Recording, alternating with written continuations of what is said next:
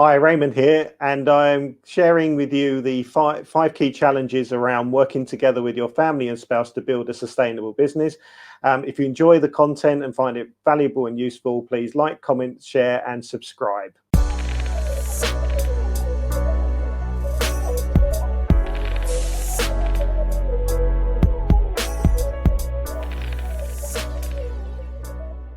The first key challenge of building a sustainable business with your spouse or partner is a lack of a connected plan. We typically run both parts of our life as independents. We don't necessarily bring them together. And by not bringing them together, we create friction between the two, which ultimately ends in pain and anguish in terms of actually the results that we achieve. The second key challenge in terms of building a sustainable business with your spouse and family is the identification of roles and responsibilities. Too often, we're not clear from the outset what the roles and responsibilities of each individual are, which causes friction in the relationship and the communication between the partners. By identifying clearly what each of our roles are and what that good looks like in each of our roles, it enables us to reduce the level of improve the communication and reduce the level of friction and anxiety that happens when we're talking about both business and family.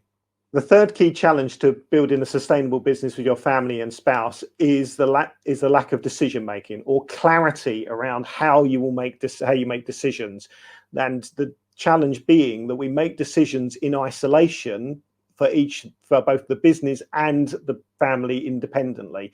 And what we need to do is build them decision making together.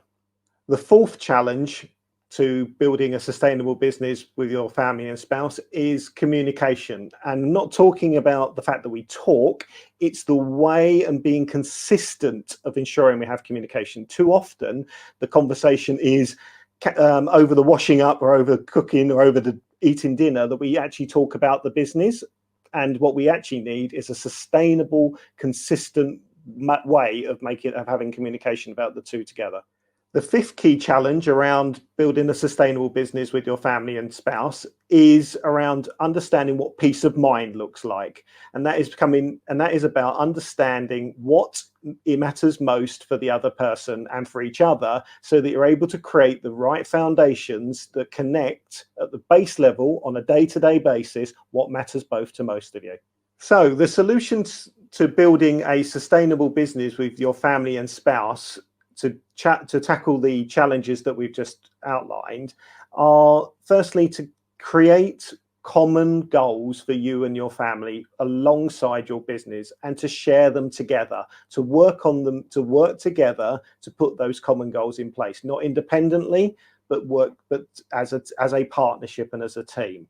It's then to understand in the delivery of those goals what it is each of your roles and what is it that each of you is going to do. Now, within the business, that might mean that one of you looks after the administration, and maybe it means that one of you isn't working in the business. But from a connected perspective, be clear about expectations and clear goals and roles for both of you.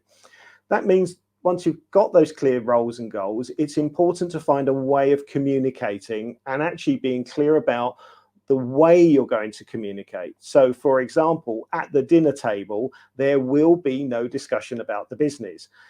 However, when the kids have gone to bed on a Sunday evening, that's the time, for example, when you will talk about the business. Have allotted time clearly defined that is agreed with both of you to talk about the business, but also to have that same clear and allotted time for talking about family.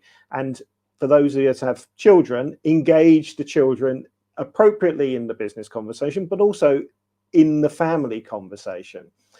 And that all starts ultimately with good foundations. And that means being clear for both of you what peace of mind looks like. What are the standards that you are going to set in terms of whether it be take home funds, whether that be how you're going to communicate, but make sure that from the outset you are really, really clear what good standards look like and and then work with them. So having outlined some solutions to some of the challenges we experience as building sustainable businesses, what I'm really, really looking for right now is for us to take action on this, to take this video, to take away what we've what's been learned here and go and find in our own businesses, in our own lives, where the gaps are. Once we've identified where those gaps are, to actually take the action to bridge it. And I'd love to hear what actions you're taking and what gaps you're finding and what transformation, what changes in your life it's actually making, because it's just so powerful. So thank you very much for watching this video. And if you've enjoyed it, please like and subscribe and share this video with those who you feel would be benefit to.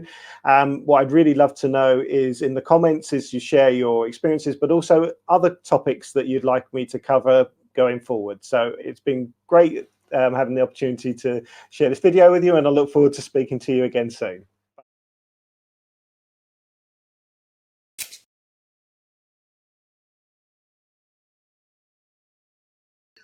Well, you and I are the same. You and I have the same mindset. I'm like, so to give you an example. You can put this on. You can put this on the camera if you want, and I'll share this if you want. I'll share this with you because it is actually relevant, right? So I'll share it with you, right?